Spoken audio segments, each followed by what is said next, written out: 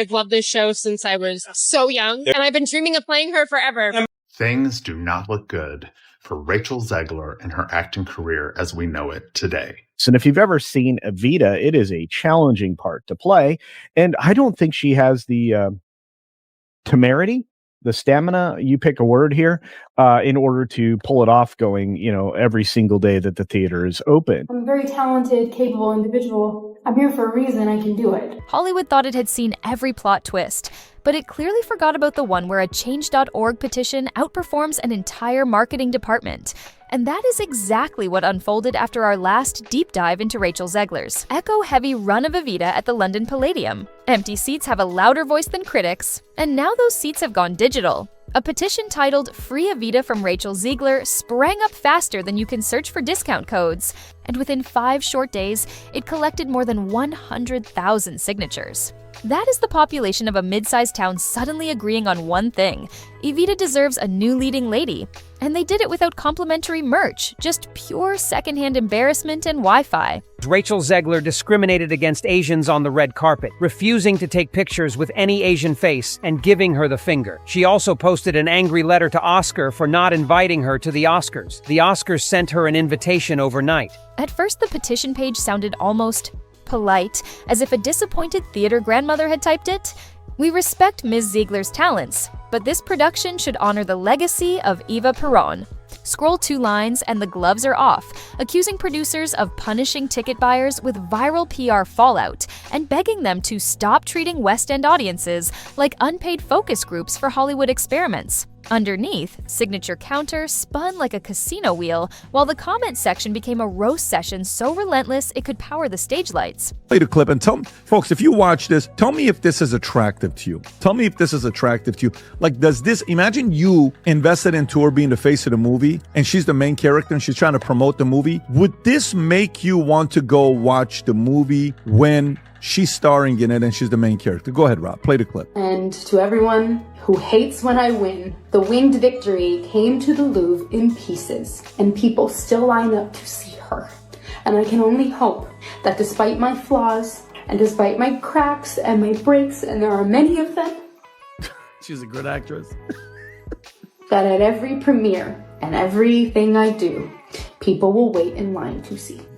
The ego on this girl is ridiculous. Wow. One user wrote that paying to watch empty rows felt like buying front row seats to a rehearsal of silence, while another suggested hiring an artificial intelligence hologram because at least the hologram would keep quiet during press interviews. You know a show's brand is struggling when fans prefer an algorithmic diva over a breathing one. Twitter, never missing a chance to pour kerosene on theater drama, turned the hashtag Evita Liberation into an overnight trend. Memes compared the Palladium's balcony to that scene in Phantom of the Opera where the chandelier falls, except here, the only thing crashing is consumer confidence. A split-screen image of Rachel's smiling Met Gala close-up next to a sea of vacant red seats racked up 500,000 likes, each retweet a digital sigh saying, "We tried, but girl, you lost us at It's No Longer 1937. It's no longer 1937. I never want it to come off as me being ungrateful for the opportunities I have. I can also be having the greatest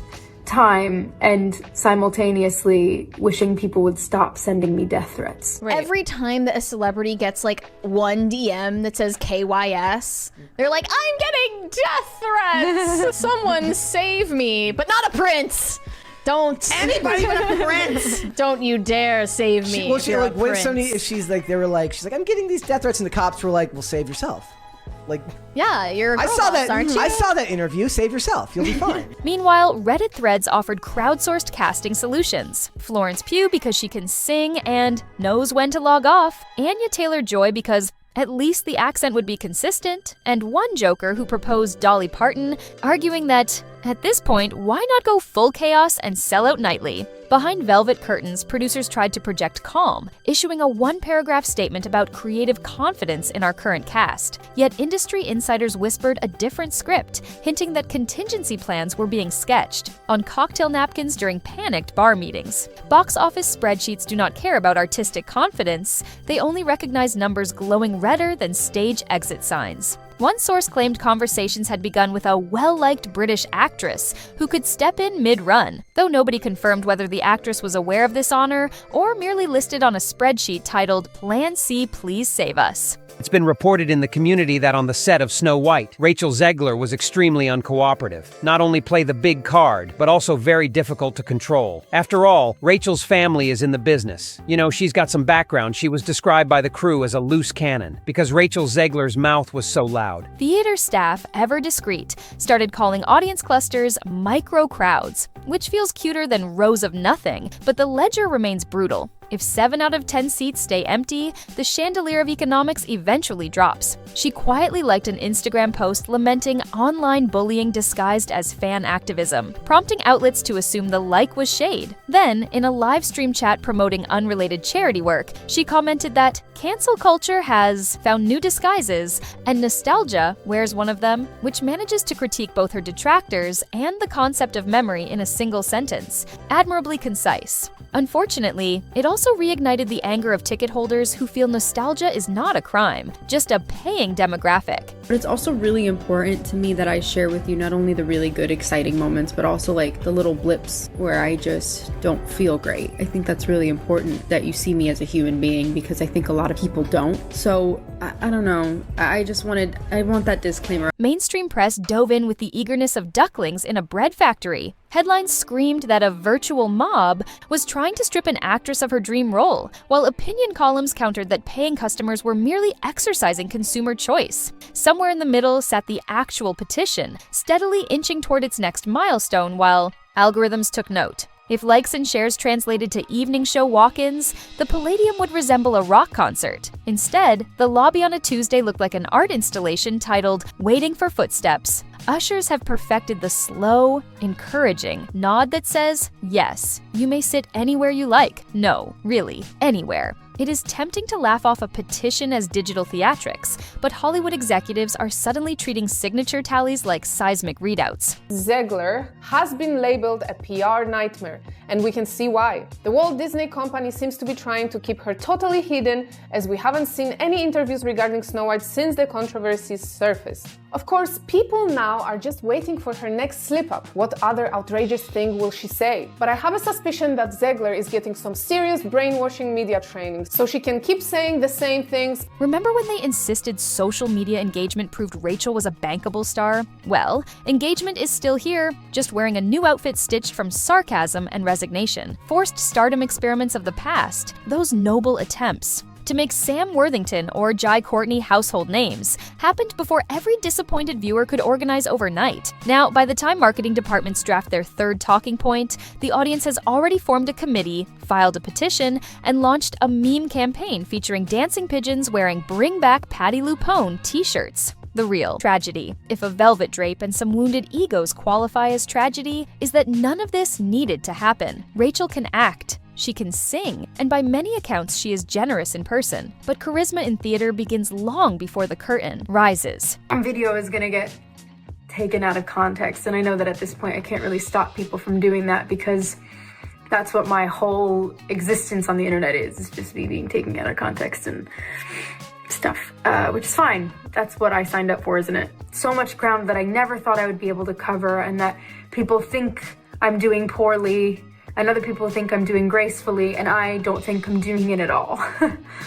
So it begins with goodwill, and goodwill is allergic to condescension. When you lecture audiences about their childhood classics, then ask them to pay premium prices to hear you reinterpret another classic, expect at least a raised eyebrow and perhaps, as we see now, a coordinated keyboard symphony. Rumors surfaced that Change.org reached out to confirm the petition's authenticity after bots were suspected of inflating separate celebrity campaigns. Turns out these signatures were genuine, trackable back to unique IP addresses mostly. In the United Kingdom and United States, those details mattered not so much for verification as for cold marketing math. The same cities where producers rely on tourists and theater junkies are the ones now digitally booing. It is hard to spin that into positive momentum, although if anyone can, it is the PR alchemists who recently tried to sell £4 million worth of pre-sales as fact, while the seating chart shouted otherwise.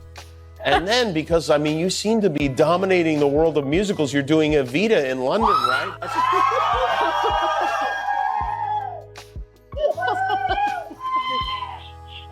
big Andrew Lloyd Webber fan right over there. Was that your dad whistling? Yeah. You guys see Stanley Tucci back there?